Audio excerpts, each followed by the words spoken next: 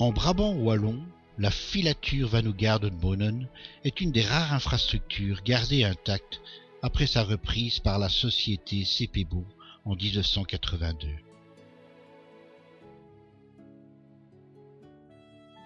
À son apogée, cette industrie textile employait plus de 800 personnes, en majorité très jeunes et à plus de 60% personnel féminin.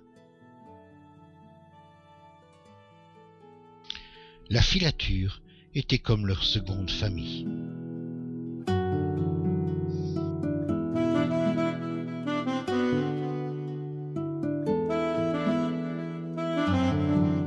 En août 2016, une publication a été éditée par le Cercle d'Histoire d'Ottigny-Louvain-la-Neuve. Son auteur, Jean Bidoul, nous confirme les motivations de ce projet littéraire. L'origine de ce film et du livre qui l'a précédé est un constat qui fut émis au Cercle d'Histoire d'Ottigny en 2012.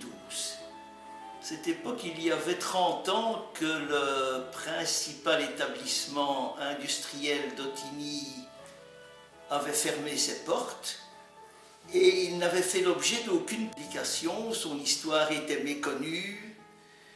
C'était aussi la dernière filature de coton de Wallonie.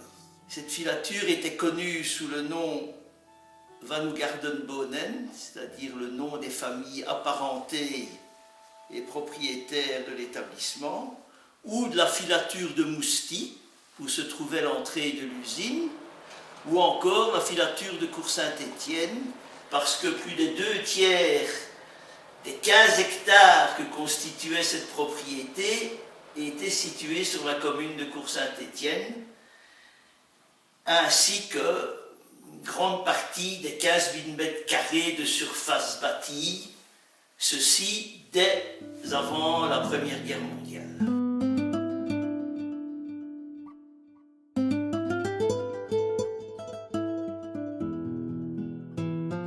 Le patriarche de la dynastie Vanugarden est un certain Jean Vanugarden, originaire du Brabant flamand. Il avait 30 ans et il a fait ce qu'on appelle un beau mariage, car dès le lendemain de son mariage, Jean Vanugarden est nommé bourgeois de Bruxelles, ce qui est un poste important à l'époque. De cette union, 8 enfants sont nés, dont le fils aîné, Joseph, devient tisseur et teinturier réputé à Kurugen. Il y a la filature de coton à Koekelberg en 1824. Cette année est d'ailleurs considérée comme la date de naissance des filatures Vanugarden. En 1845, c'est la prise de participation dans la filature de Mousty.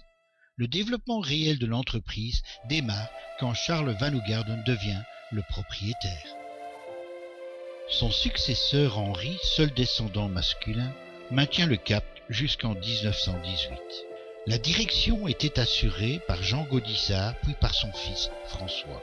À la veille de la Première Guerre mondiale, la production annuelle était d'environ 1000 tonnes, dont 60% destinées à l'exportation. Après le décès de Henri Vanugarden, la famille Bonen prend les commandes pendant 3 générations. Tout d'abord René Bonen jusqu'en 1933, ensuite Jean Bonen pendant 32 ans. En 1966, Jean prend sa retraite à 65 ans et assure la relève avec ses 2 fils et son gendre, Jacques Mézin, époux de Béatrice Bonen. Aux 150 ans d'existence, l'entreprise produit plus de 4000 tonnes, évolution surprenante par rapport au déclin de l'industrie cotonnière belge de cette époque. Pourtant, l'entreprise n'a pas résisté à la crise économique. La longue histoire de la filature se termine donc le 13 septembre 1982.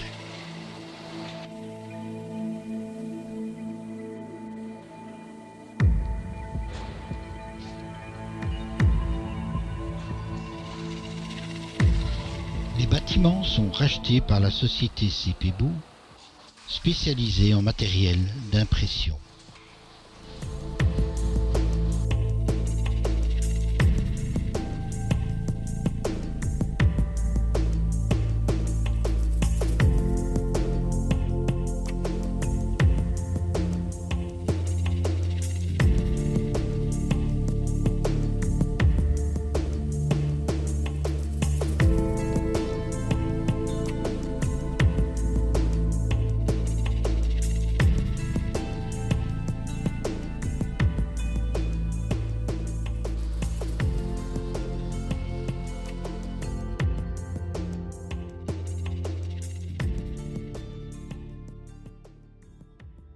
En fait, moi, je ne suis pas du tout filateur ni textilien au départ.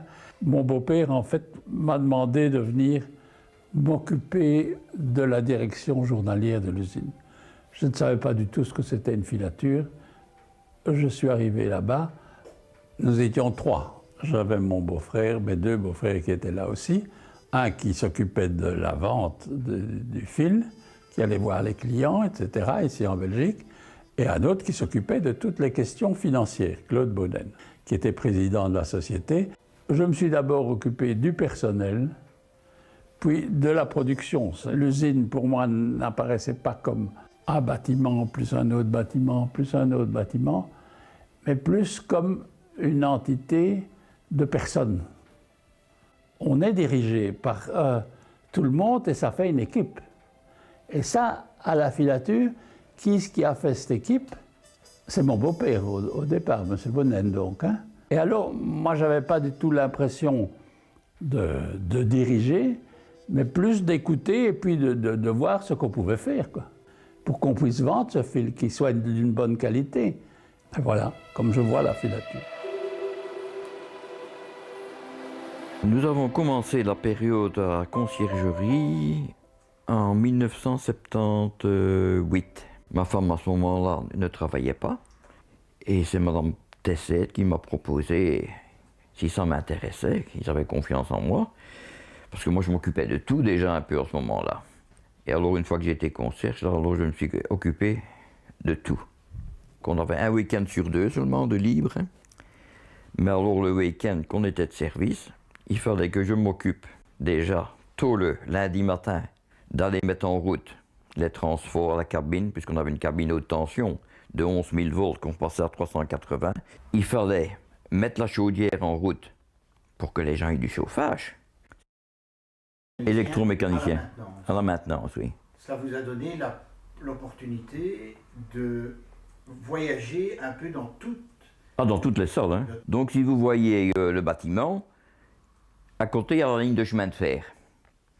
Il y avait 2 halls qui réceptionnaient donc les balles de coton qui étaient déchargées avec un monte-charge. La phase d'après, les clerquistes venaient chercher ces balles pour les emmener dans les cartes. Et là, le coton était défait. Il était roulé sur des rouleaux qui faisaient 80 cm, 1 mètre, en rouleau comme ça.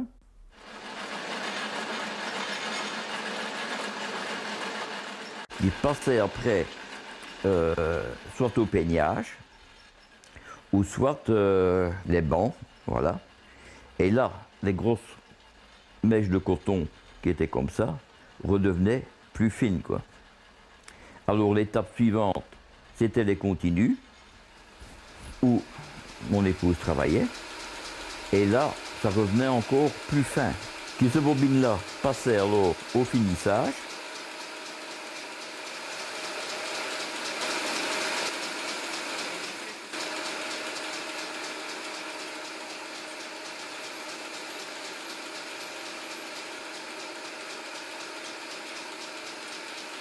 Et du finissage, qui était la dernière opération, ça passait à l'emballage, qui était à côté du finissage. 24 heures sur 24, ça n'arrêtait pas. On travaillait le samedi matin. Voilà, mais moi c'est Francine Delchambre. J'ai commencé à travailler à la filature à 14 ans. Je travaillais au continu, qui s'appelait le Terlanca. Nous suivions nos machines, on devait lever les bobines. On veillait toujours bien à ce que nos machines soient bien en ordre pour l'équipe qui reprenait son horaire. Et la même chose pour nous aussi. On commençait le matin à 5h35 jusqu'à 2h moins quart. 13h45. Le Terlanca était à côté du service électrique et c'est là que j'ai rencontré mon mari, Maurice Van Dist. Voilà. Nous nous sommes mariés fin 1967. Et de cette union, 2 garçons. Et 7 petits-enfants. Et 50 ans de mariage cette année. Et 50 ans de mariage cette année.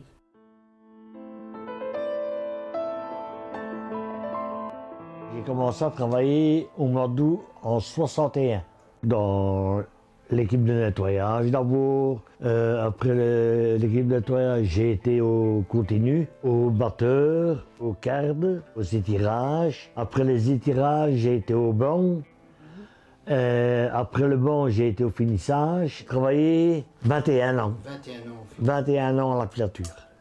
Moi, j'ai commencé en 65, je travaillais au finissage. J'ai travaillé au finissage, donc c'était quand le fil était tout fin que nous mettions sur des cônes. Puis alors, il y a eu les automatiques qui sont arrivés. On devait mettre les bobines dans la machine. Ça, à un bal, c'est quand j'ai rencontré Serge. Le 23 novembre en 68. Maman ne voulait pas que j'y aille, mais j'y suis quand même allée. Et alors, on s'est rencontrés par hasard, là. Il est venu dire bonjour à des personnes qui connaissaient à notre table, parce que c'était dans le petit réfectoire qu'on y était. Et alors, il m'a invité à danser, et alors on a dansé, et voilà, c'est comme ça que notre histoire a commencé. Et j'ai commencé à travailler à la filature, je n'avais que 16 ans, parce que j'étais à l'avance dans les études. Et j'ai fait un peu de tout comme employé, donc j'ai surtout travaillé à la comptabilité. On tapait donc les écritures comptables, on tapait les salaires des ouvriers qui nous étaient préparés par la caissière. Donc j'ai travaillé là jusqu'à la faillite. Tu étais de jour ou de nuit? De nuit tout le temps, moi. De nuit tout le temps. Oui. Et en fait, ce travail-là qui était fait de nuit par des hommes Était fait dans l'équipe par les femmes. par les dames. Oui. Le bruit. Le bruit, on ne s'entendait pas. Le bruit de la Les moteurs, tout. Ah, oui. le bruit. Ah oui, ça, bruit, C'est ce que mes petits-enfants me reprochent toujours. bruit, c'est terrible. Ils disent que je parle fort, Oui. mais je crois que ça m'est resté. C'était un bruit épouvantable, une poussière incroyable, un taux d'humidité formidable. On était incapable de se parler à 1 mètre de distance. C'était un patron social. Je pense que c'était aussi une famille, et notamment Jean Bonnen, que j'ai encore connu, qui considérait que son premier devoir était de donner de l'emploi. Mais c'était une entreprise qui avait le souci de dialoguer. Les organisations syndicales étaient excessivement importantes. C'était quand même la crise, hein. Donc on avait les charbonnages, on avait la sidérurgie, le maritime, et les chantiers de construction navale et le textile. Et nous avions plusieurs entreprises qui étaient dans le collimateur, que ce soit dans la région de Verviers, la région de Mougron, ou le Brabant wallon, avec Fabel Tatubis, avec les filatures Breuer à Roosevelt, la filature Van Garbonen. Je n'ai pas connu de grève dans l'entreprise qui étaient des grèves dirigées contre la direction. Est-ce que vous savez que les tissages de l'étranger, de gros clients qui nous prenaient du fil, sont devenus des comptoirs de vente. Ils ne tissent plus eux-mêmes. Ce n'est pas nous qui avons disparu. Ce sont les tissages qui ont disparu. C'était inéluctable. Et on pouvait l'imaginer. Mon beau-père, qui a dirigé cette filature avec la volonté de la garder, etc., qu'est-ce qu'il a fait? Il a tâché de garder ici une filature qui se spécialisait, etc., en y mettant toute sa force, tout son argent, mais il aurait gagné sa vie, j'allais dire, en revendant la filature 30 ans plus tôt. Mais non, il a voulu la continuer et avec l'espoir que ça puisse perdurer. La direction, c'est tout le monde. Tout le monde a son mot à dire. On tâchait de faire le mieux tous ensemble. 35 ans après la fermeture, ils se retrouvent sur leurs anciens lieux de travail.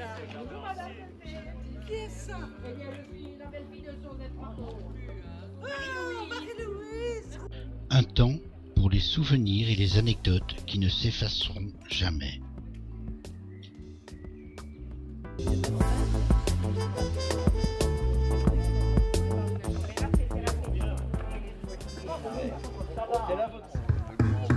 Le travail de la chaîne, c'est très épuisant. Ce n'est pas qu'on l'aime, on y va pourtant. Pas pour l'amitié, mais seulement pour l'argent. Lorsque tout s'arrête, on a de la peine pourtant.